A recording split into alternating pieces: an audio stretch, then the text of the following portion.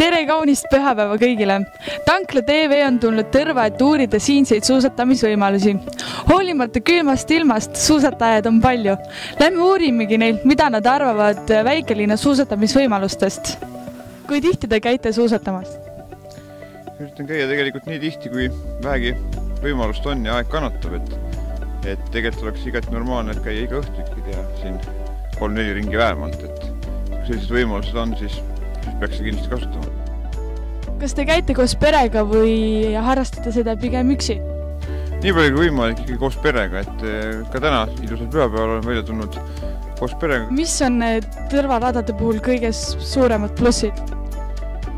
Üks suurimaid plusse on kindlasti see, et rajad on hästi vaheldusrikkad.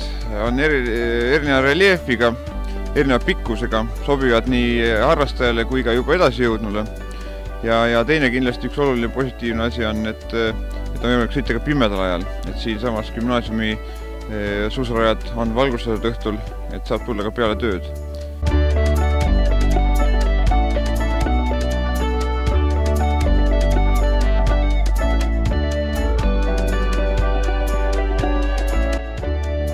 Kuidas kommenteerite Tõrva suusaradasid?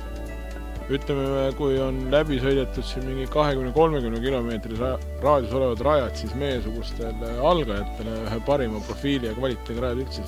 Aga me suusatame, me on kodukohas ka suusatanud, et me ei ole siit kohalikud inimesed, me oleme 25 kilomeetri kauguselt, aga seal võib-olla see kvaliteet ja asjad ei ole nii hea.